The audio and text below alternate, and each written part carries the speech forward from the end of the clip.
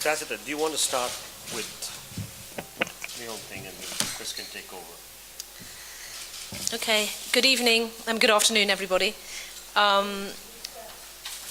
We're very happy to be here, and we're very much enjoying ourselves in Mumbai. We've just come from our roundtable discussion. This is something that we initiated in 2015 in the Getty Research Institute in Los Angeles. And it was the first time that we encouraged the various communities involved in the use of film, from artists, filmmakers, stock manufacturers, lab owners, the Academy for Motion Picture Arts and Sciences, festivals, education, to sit around museums as well, to sit around one table and to discuss with great concentration how we could keep film as a medium available for future generations. And this was the first of four. This is the first of four. The second one was in London. The third one happened in Mexico City without Chris. And then now we're in Mumbai, Reframing the Future of Film 4. Yeah, Chris, you want to just add? Do you want to talk about what do we want to tell about why are we here and why are we here? I'll just give the background.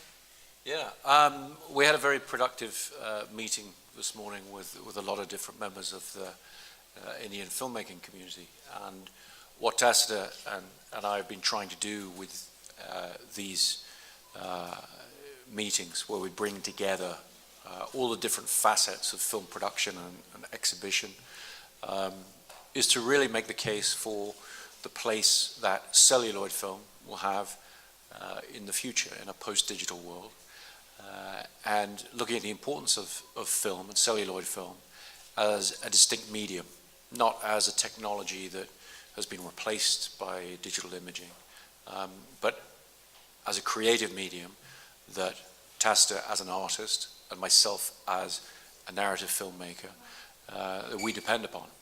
And we've had very productive coming together,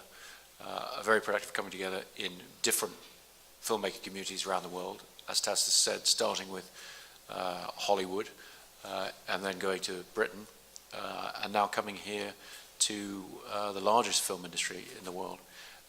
And really trying to engage filmmakers in this discussion about how we can maintain and improve and continue to enjoy a celluloid, photochemical, analog infrastructure for filmmaking. And the significance really of doing this with the Film Heritage Foundation is that this also has a very, very important part to play in preserving for future generations the history of film, and obviously in this case the history of Indian film, for future generations to be able to experience the way that those filmmakers who made those films originally intended, by promoting film print screenings, by being able to properly preserve and protect the works of the past and make them available to the audiences of tomorrow. Yeah, thank you, Chris, and thank you, Tacita, for being with us for this wonderful session we had. For the media, if you're interested, it was a very great mix. I think for the very first time, we had such wonderful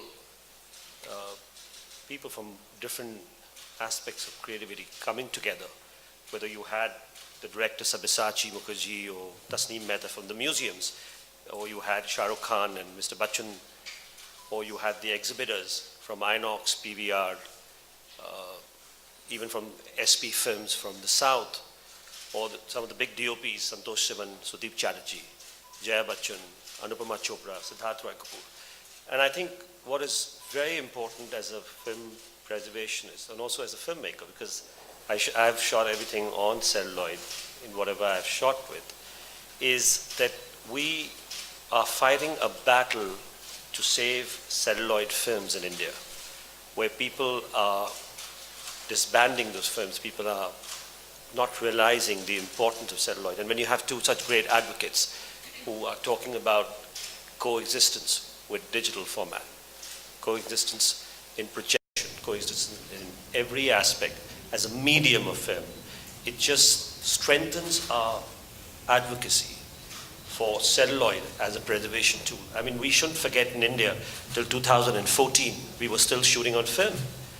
I mean, when I shot Celluloid Man, I was so interested that it should be shot with different cameras. So I actually shot on every possible camera which existed, whether it was Super 8, 16, even a 70 Panavision, every possible, and it was because I wanted to experiment, because I knew that I'm dealing with a history of films, and with the history of films, what is fascinating for me is the transition of different periods which we have gone with, formats and the change we have seen in terms of celluloid. And I wanted to have all that in one film because I didn't know when will I get a chance to shoot different formats and different films. And I think that challenge to preserve different formats, the different forms of celluloid, I think that's something which is a challenge even now for us, because people are sort of digitally transferring films in a sort of format in India, especially for India, where everything is called HD, and we are disrespecting the aspect ratios.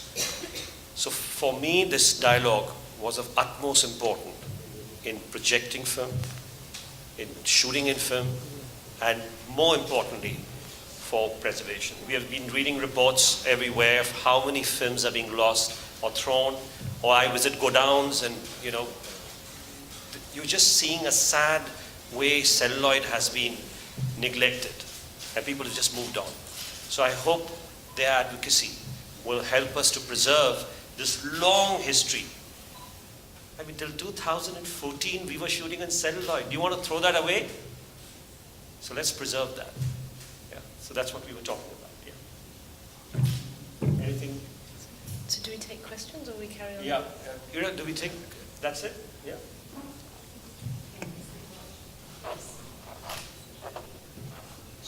Yeah. Sorry, what were the conversations? Okay. Do you want to just... Continue. Yeah, just a few conversations. Okay, the first in the round table was divided into sort of three sections, and the first was about capture or filming. I should say that also amongst us was Jeff Clark, the CEO of Kodak, who in our Getty event came out and said that actually Kodak is absolutely committed to film. And this, and again in the public event that evening, and this was a moment where, you know, there had been a lot of speculation that film was over, and actually to this day I keep being asked, does Kodak still make film? And they do, very much so.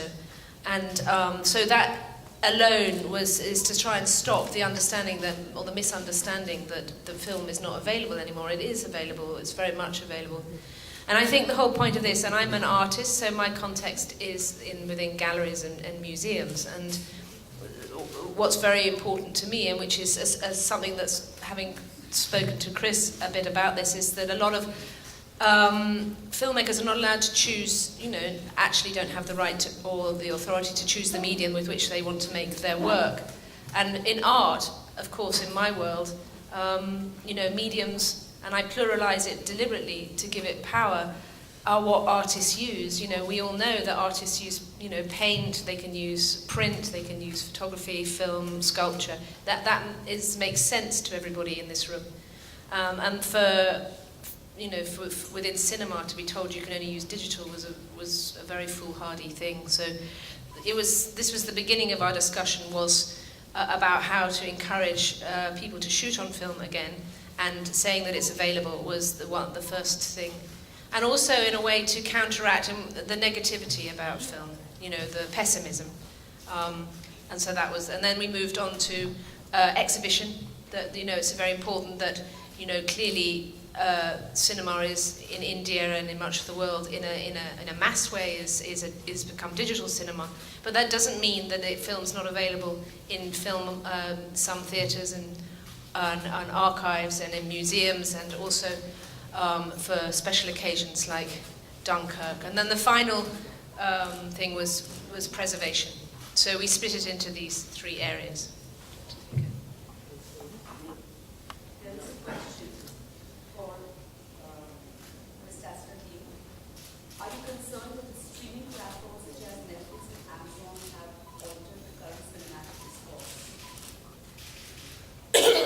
Funnily enough, I don't think I should be the one answering that question, because I show in museums and galleries, and my desire is for the works that are made as artworks are not in any way digitized, because for me a digitization of a film made by an artist in an art museum is a facsimile and not the original. And we've talked about this a lot, but in the art world, we use the word medium, we use the word medium specificity, which means that if you go and see a painting, it is a painting. It's not a digital copy of the painting. And the museum is the place that protects the original object. And we have to apply those rules within museology. We have to also apply them to within cinema. But I'm not the person to answer about streaming. Of course, it's more for Chris, I think. No, but there's a part two to the question. Oh, sorry. Probably the one that points to discover original. Debate is moving from mediums to exhibition platforms, from film versus digital versus theatrical. Say that. Well, for a start, we're going to stop talking about film versus digital. This whole reframing the future of film is to start bringing in film plus digital. We're living in a landscape where we can have both. Everything is about choice. So it's very strange on this one issue we should be reduced to just one option again. And it's all about choice. So I don't know if that answers the question because I didn't quite hear it. Because as an artist, you should have the choice to decide the medium you want to shoot on. And that's what the dialogue is all about. That's what we are all looking at. That I should have the choice to preserve the film the way I want to preserve it. And I'm sure if I made a film, I don't like to see celluloid, man. I try to push. I remember when it was chosen in Telluroid, and we had great friends there, and they said, it's too expensive to ship the print. I said, I'll offer to pay for it. But I'd rather have you watch in the way I've shot the film. And that's what we all aspire to be as creative people, is that we want the original format in which way we have shot the film to be seen in that. The next question is addressed to Mr. Nolan. Are there any common misconceptions about digital and film that harm the conversation you want to initiate? There's a famous misconception about digital's longevity and reliability. What are some of the others? Well, I mean, a lot of the point of these events and the point of the conversation we had this morning was in dispelling certain myths. Really, there's a rise because there's been a very powerful financial imperative for electronics companies and technology companies to try and transform the industry. And that's always been the same. There's nothing new there. But what happens as a result is you tend to get accusations to undermine a particular medium, in this case film, accusations that it's more expensive or it's prohibitively expensive or it's too difficult or there aren't any projectionists left to project the film prints, these kind of things. We've spent the last few years just patiently explaining that film is here to stay and it's a wonderful medium that we can all enjoy, and we've continued to work in the same way we've been working for many years. And as Tacita said, it's really not about film versus digital. It's about preserving this medium for future generations of filmmaking to be able to use it. And so I don't want to repeat any of the misconceptions because they get propagated. But ultimately, what's been really exciting about the meeting today, a meeting with leading members of the Indian film community, is there's a spirit of optimism. There's a spirit of film having a wonderful future and great potential. And there's a lot of excitement around it, a lot of excitement from filmmakers and exhibitors and everybody else in terms of continuing to give audiences a reason to leave their homes and come together in a movie theater to experience a story. Thank you so much. I just want to add that just after the meeting, two DOPs have confirmed and they have said that they're very sure they're going to go. Sudeep Chatterjee, who shot Padmavat and who shot all Bhansali's films. And you also had Santosh Sivan, who's going to be shooting his next film, on celluloid.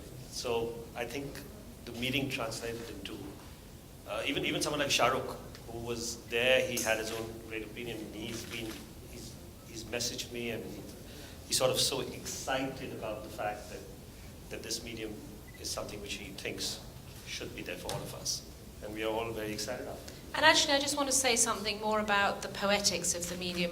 I felt very strongly this morning, it was quite an emotional meeting, because there was actually around that table a profound understanding of the qualities and the nature of film, which almost every person felt. And, you know, film is a different medium. I could not make my work with digital, and I work with all the, what I call the disciplines of film. So, you know, and for me, it's about the poetics of the medium. I'm into chemistry and into the light and into the magic and the blindness and all such of this wonderful medium. And it was a very, very strong sense today, I thought, that everyone kind of understood the sort of fundamental differences of this medium from a digital medium. So it's not like we are in any way trying to go back. We're actually trying to go into the future. And my personal aim is that I want it to become normal to shoot film. I want it to be normal. I don't want to be, we both don't want to be doing this in 15 years' time. We want it to be normal. We don't want to have to, the artists and filmmakers don't want to have this resistance anymore, because it's just there and it's fine. Let it just be normal. In this discussion that you had at the roundtable, and there was probably every representative from every field, like scholars and filmmakers and viewers, how does the viewer begin to work? Well, very much so, actually. And I don't think we should underestimate the viewer, because I know from personal experience people that will cross cities to go and see a film projected as film, because the experience is different. And I know that's exactly what... You ordered about the Dunkirk screening. I was just giving that example. 70 mm Dunkirk screening, IMAX Madala, and 35 mm Interstellar at Liberty. It took 10 minutes, just 10 minutes, for the tickets to be sold, because it was just about 70 mm. People want to experience, to see a film the way the creator had created it originally. And I think that's the respect which we must have, and we must feel for it. So here you are. If Chris wants to add to that. It's also a good film. Give it a break.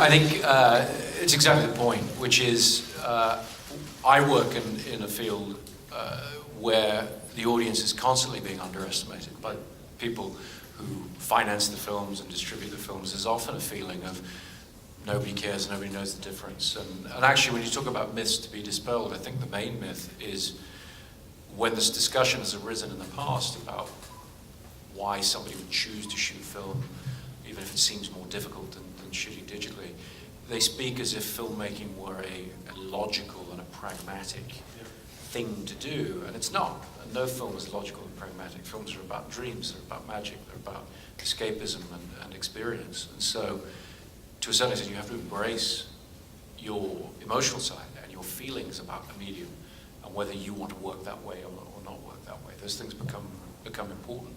And I think we see that just as much from audiences as we do from filmmakers. We're constantly in dialogue with audiences. Indeed, we are the audience ourselves.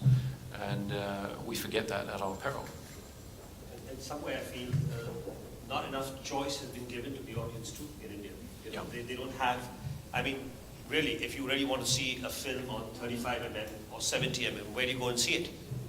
And that was the whole point of the dialogue, that to make that space available to see whether exhibitors can come forward, where they could be. You know, I was just before Tacita got in touch with me, I was in constant dialogue to have 35mm screening in the preview theater of Liberty as a club where they can experience the 35mm, because we didn't have our own space. We don't have a museum or a space because we're a very young foundation. And I think this dialogue will help that to sort of feature. Even the NCP, where we are going to be talking, they have 35mm screenings, they have 16mm public projectors, but they haven't been working. And the inspiration we will get out of this is the fact that you will see them running back soon. So I think the viewers are going to get it. It's going to change. And we hopefully, this dialogue will help us to make it very soon. Thank you. Mr. Nolan, you're a great inspiration to most filmmakers and especially youth, especially in India. And although they follow you everywhere in your work and they are obviously a role model for them to shoot on film and you're not compromising on that, at times they feel very dispirited about their lack of option for shooting on film. What would you say to them? Well, I think making films is always about facing insurmountable, seemingly insurmountable odds. Anybody who tries out to go out and direct a film and has to get a budget, has to get a crew together, has to surmount all kinds of obstacles. And so I'm just trying to position and empower filmmakers to view their choice of medium as one of the things that they have to fight for. And none of these fights are easy, particularly when you're starting out, but they're all worth fighting for, and they're all part of that tension and that process that filmmakers go through to tell the stories that they want to tell. And I think some of that tension can actually be productive, because you're made to think about what's important to you and what you really care about. And what we want to see as film goers on screen are stories and presentations that the people who made them care deeply about.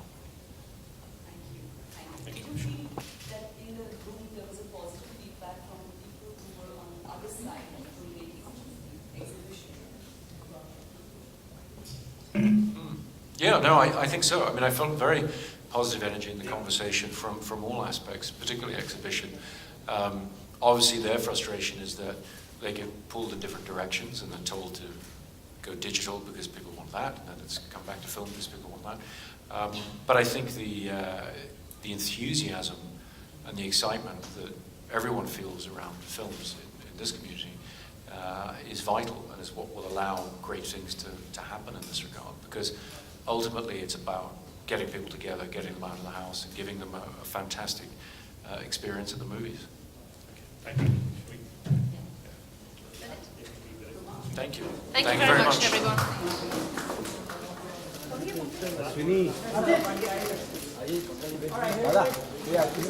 मित्रा थोड़ा जरा thanks